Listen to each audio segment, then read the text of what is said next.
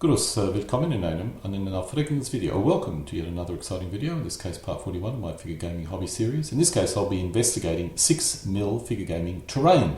There are many different types of 6mm terrain. This just happens to be one type and is the type that I use.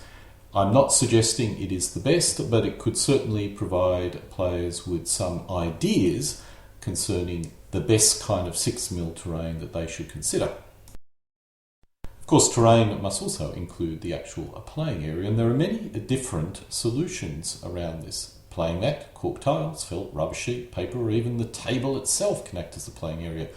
The terrain can be paper, plastic, rubber, plaster, foam, wood, MDF, or a host of other materials. Each has its own advantages and disadvantages, and I'll not really be discussing all these different options in the video. Instead, I will be presenting my method, or one method that I use to create a playing area in terrain, and we'll discuss the implications of using 6mm figures on it. Thus, the main focus is 6mm figures on terrain rather than the actual creation of the terrain itself. While this video is specifically for 6mm figures, other factors do come into play which will affect the terrain pieces themselves. The most important is base size, that is, the base that you mount the figures on. The terrain will typically need to accommodate a single base. Thus, if a base is 3 cm wide, 4 cm wide, 6 cm wide, or even larger, the area terrain needs to match this. I typically look at the base width, view it as a square, and then add half a centimetre all around it. Thus, if my base was 4 cm wide, the basic terrain piece I would use would be a 5 cm square. If your bases are 6 cm wide, then this would need to be 7 cm square, and so on. Just a quick note, these terrain pieces I'm mentioning are natural terrain features, woods, hills, etc. As we'll discover, built-up areas are treated differently. For the purpose of this video, I'll be assuming a base width of 3 cm, which is the size I typically use for all my 6mm figures. For World War II, Cold War, or moderns, it's obvious. As with these 6mm figures, bases are typically 3 cm wide. For Napoleonics, it's less obvious. However, I use 3 cm bases as I can either use them as individual bases or place them on a movement tray to give me my larger 6 cm, or to be more specific, 7 cm wide bases. For ancients, I'm uncertain. I currently base 6mm ancients on a 3 cm base, but I suspect 2 cm square base may be a better option. I have no firm opinions on this at the present moment. I advise players to make up their own mind on the matter. I would need to do a lot more research before I come to a final recommendation. Some terrain features only need to be the size of the base, specifically built-up areas. These would be a 3 cm square if using 3 cm wide bases, 6 cm square if using 6 cm wide bases, etc. I normally use 1 in 1000 scale buildings for 6mm scale figures, as it seems to align with the figures reasonably well. While it may not be obvious from this image, the buildings are generally, or attempt to generally, be the same height, allowing me to place elements on top of the built-up areas. As a result, I do not need to remove the buildings when fighting in built-up areas. The primary reason why I use a ½ centimetre lip around my natural area terrain pieces is to allow for slopes on my hills. The slope is not necessary, players could simply ignore it, but I find it looks better. You also have the issue at the end of your hill. Unless you want your hill to be a perfect square, which looks rather odd, you need to round the ends. The ½ centimetre lip assists with deploying bases at the ends of your hills. For the most part, I only use one-level hills, with hills blocking LOS and elements attacking upper slope being disadvantaged, or the elements being attacked being advantaged. I also have multi-level hills, but I so rarely use them, I generally have them packed away and they rarely see the light of day. Of course, this all depends on what a hill does in your rules.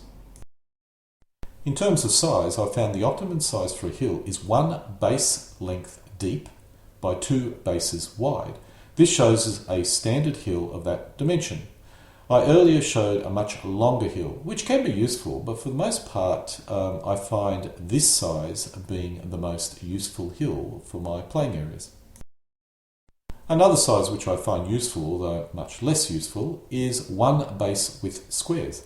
I originally thought this would be the most useful size, but I later discovered having too many of these pieces on your playing area does not look good, so I tend to only have half as many of this kind of hill on my playing area as the 2-to-1 ratio hills.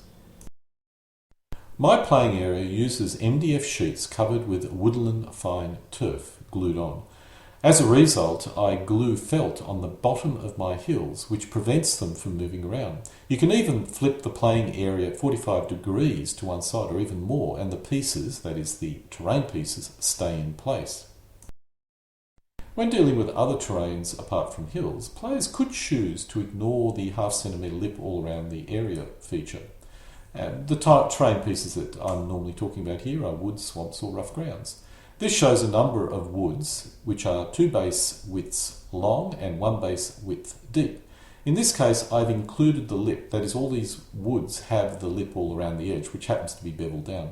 But players can choose to make them a perfect 3 by 6 centimetre in size if the base width is 3 centimetre. However, when I tried this I found the ends caused me issues. I round my corners on the woods and find the additional width, that is half centimetre on each side, allows me to place elements on the edge comfortably. I've tried other sizes, square, much longer, sort of a corner, but for the most part this is the main size I use on my playing area. As with the hills, I also glue felt to the rear or the bottom of my woods features so they don't move around.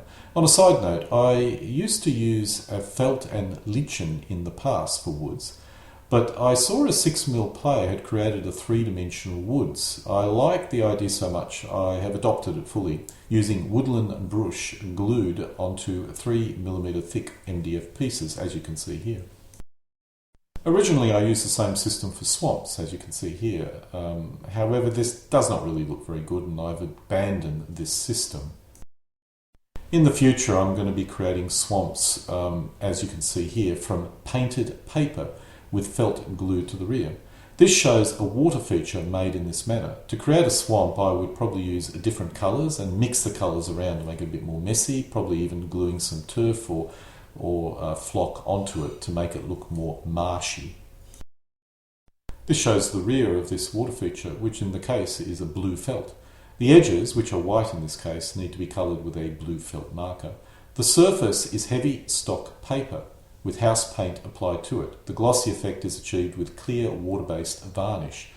Even though I originally thought this was an insane way of creating area terrain features for my playing area, someone suggested it, I tried it and went, wow, this actually works quite well.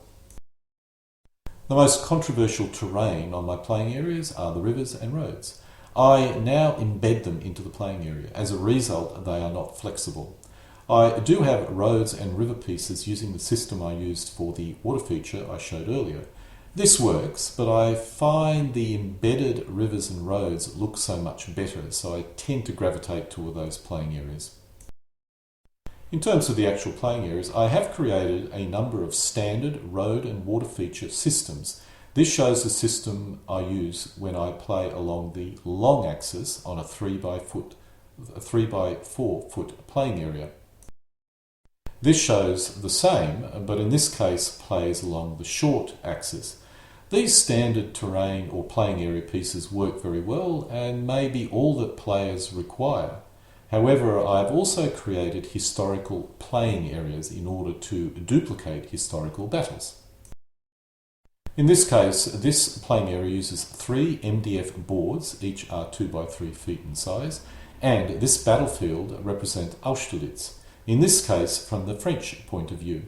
Players can use all 3 sheets as a single playing area, or if they want a smaller playing area, just use 2 of them for ad hoc games.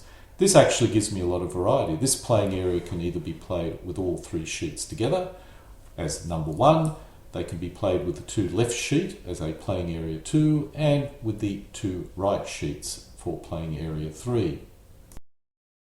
The playing area I'm using for this video, in the most part, is using my large 4 MDF sheet version of the Battle of Leipzig. In this case, I'm using only 2 sheets from that playing area, and will be using this for a Cold War conflict between the Soviets and West Germans. The tall buildings that you can see here represent Leipzig, although in reality Leipzig extends about 30 centimetres in all direction from this collection of large buildings today. This playing area was designed for a Napoleonic battle, and if you're viewing Leipzig from this aspect, you are viewing Leipzig from the aspect that Blücher's army would have viewed it as it advanced onto the French position on the day one of the battle. When I purchased these specific buildings, I assumed I would rarely use them, which actually ended up being the case. I did make an error. They ended up being a lot larger than I thought they were when I looked at the image. In retrospect, I would have not picked these up, but it's possible to place elements along their tops just, although there are some large gaps. These were basically based for my 6 centimetre movement trays, and these trays fit on these buildings perfectly. However, if the fighting in this case gets to Leipzig, I'll need to replace them with smaller built-up areas because I'm using 3 centimetre wide bases, and the gaps there are a little bit too big in some spots. But for this particular game, I could not resist finally using these damn buildings for an actual game, which is why you see them here. Getting the balance between a good-looking terrain and playable terrain is not easy, and it's taken me many years to work out a system. I have other pieces which use moulded plaster, which looks good, but are totally impossible to transport, thus I never use them. I tried foam for terrain, which was more transportable and is more practical, but is rather fragile. In the end, I accepted the compromise of 3mm thick MDF boards, which are 2 by 3 feet in size and in some cases 3 by 4 feet. The latter is the largest piece I can transport in my current car. Perhaps I need to purchase a larger car so I can transport a bigger piece, but then I would find it difficult to carry up the stairs.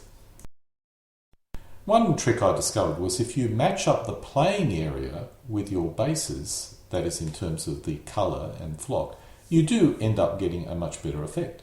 This playing area uses woodland fine turf, and for the woods, brush and similar, they're all woodland. My bases use the exact same type of flock. One trap I did fall into was not getting the contrast right. The hills on the left use the woodland standard green blend flock, fine turf, and in the centre it uses a very light brown contrast flock, and that looks good. The hills to the front uses the same green blend, but I used a dark brown turf, soil, which was the specific colour from woodlands, and the contrast does not look very good at all in this case. I also had a lot of trouble getting the correct shade of brown for the roads to match the woodland green and brown blend. This shows my latest effort, and I think it's about as good as I would ever expect to get. The brown I used here is actually based on woodlands, that is woodland paint, which is called earth, and that tends to match their flock. Unfortunately, the woodlands paint is a bit too thin, and you can see stuff through it, so I actually had to go out and get house paint, which matched the woodland brown or earth paint as closely as possible, which is what you see here.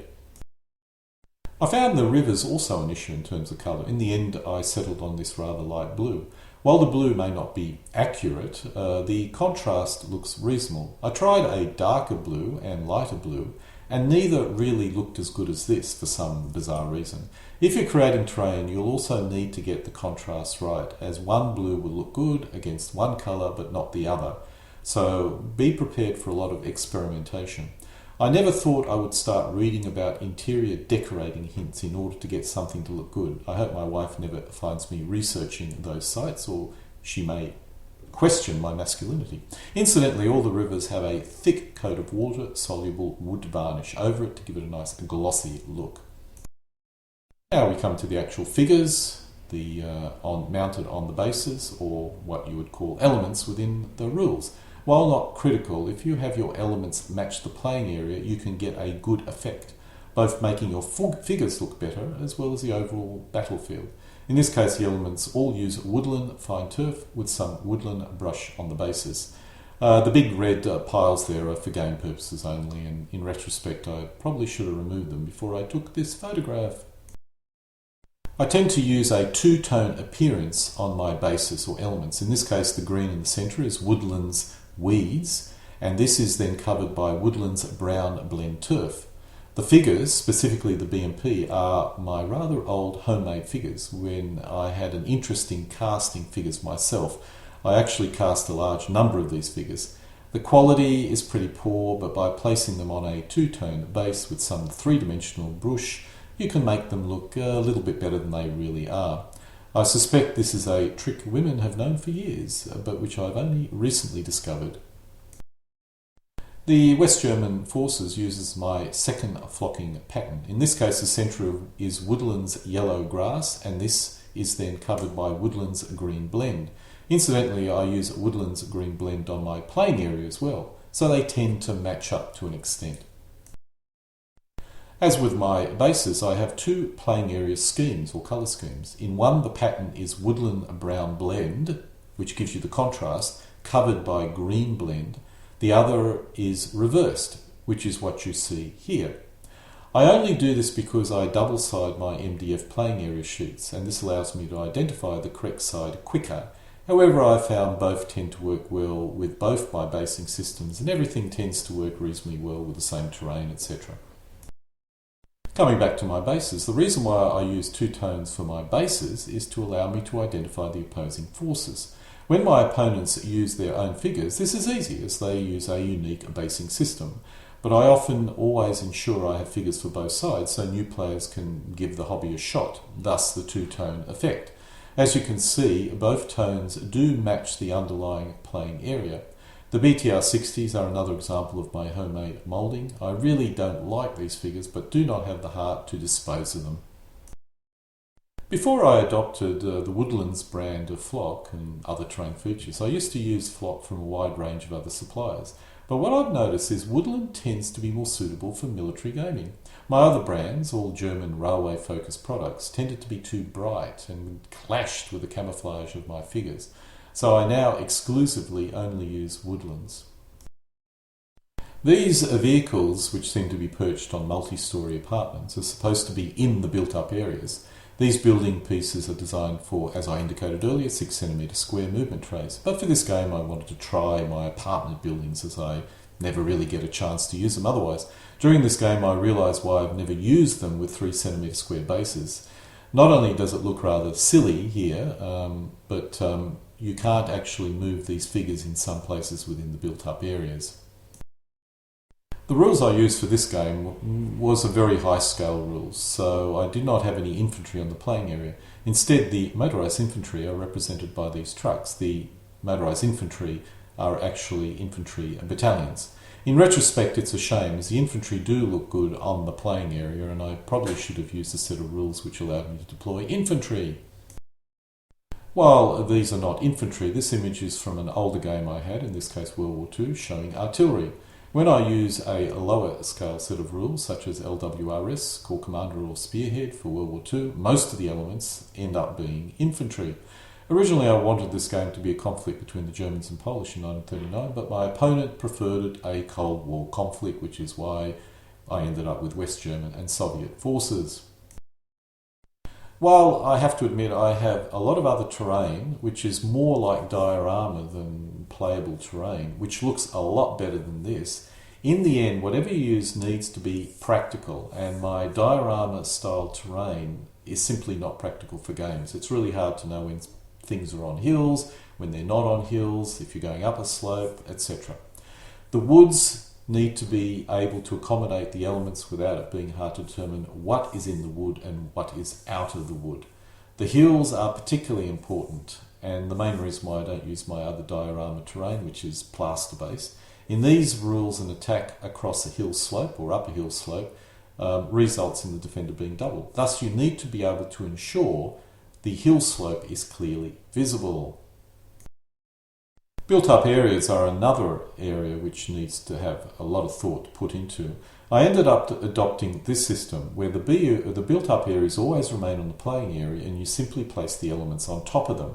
For 6mm, this seems the best system.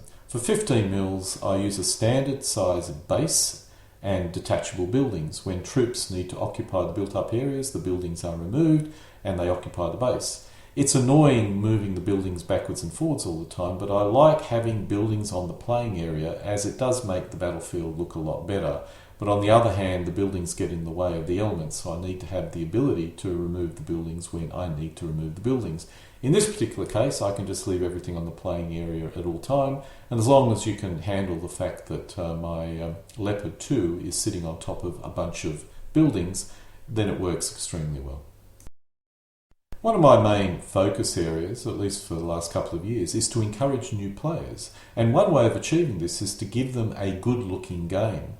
That was my original plan anyway. However, as I've created more and more terrain, I've discovered a key element of this hobby is the bling. I actually begin to enjoy the bling more than I ever originally did. I'm basically a board game player, so a bit of cardboard is all I need to have a game, as long as I can work out who wins and who loses.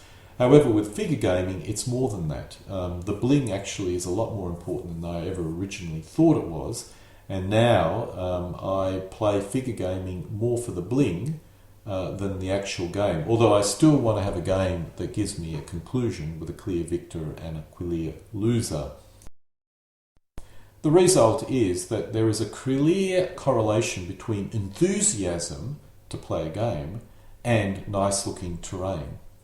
Of course, going overboard can result in an unplayable surface, and the effort can be so great that it cannot be maintained. So a good balance needs to be achieved.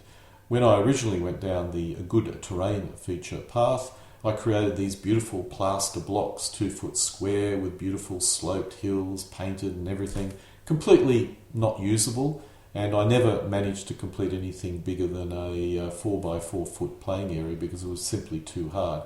And I had nowhere to store the goddamn stuff. So in the end, I had to basically compromise and try and do the best possible terrain while maintaining the greatest level of playability and convenience. And this, of course, comes into other factors with playing area. There are other factors, and one of the most important is transportability. My earlier terrain used 30 centimetre cork tiles, mainly because it was easy to transport and to store. I lived in Asia and I needed to fly around if I wanted to have a game, so I needed to be able to pack everything into a suitcase. However, what I discovered was the lines between the cork tiles do detract from the game, and these days I rarely use cork tiles unless the rules require 30 centimetre squares, and I don't have to get on a plane in order to get a game these days, so I don't need to use my cork tiles. As a result, my most common playing area today is a 2 by 3 foot area, but I'm toying with 3 by 4 foot as well, although it tends to be a bit harder to store. The one benefit of a 2 by 3 foot playing area is it's reasonably easy to store under a table. I also create a playing area on each side of the MDF boards, which increase the density of playing areas in a given space. As an example, I have 2 sets of 3 by 4 foot playing areas, which are double-sided. This covers the Battle of Leipzig, Waterloo, Wagram, and a hypothetical Cold War playing area around Würzburg. This shows my Wagram playing area with the Austrians at the bottom and the French at the top. In addition, I also possess 2 sets of 3 by 6 foot playing areas, and this represents Jena Austerlitz, Ligny, Courtrai, and a 1941 German invasion of Russia battle in the German Army Group North Sector. This shows the position at Austerlitz on my Jena Austerlitz playing area, with the French arriving on the right. That's Devant's, I think, second corps. Anyway, whatever corps Devant was supposed to have. And of course the poor old Brunswick, or Duke of Brunswick, on the left, and you've got Blucher in there somewhere as well. Finally, I possess 1 set of 6 by 4 foot playing areas, which is a larger scale version of my Leipzig battlefield, and on the reverse I have the Ardennes region, which I use to replay Wacht am Rhein, which is the playing area you see in this video for the most part. That totals 14 sheets, that's MDF sheets, which are 3 mil thick each. The whole pile is only 42 centimetres thick, probably a bit thicker as the flock has depth as well. I can easily stack this up against a wall, under a table, and it only occupies about 50-55 millimeters in depth in total. The only issue I have is that you need to do a little colour coding along the top, so when you get under the table to get your playing area, you need to look for the colour coding to get the necessary playing areas that you need. But otherwise, it's actually a very effective way of storing them. Originally, when I adopted MDF sheets for playing areas, I created a wooden edge around the playing area in order to make it more rigid.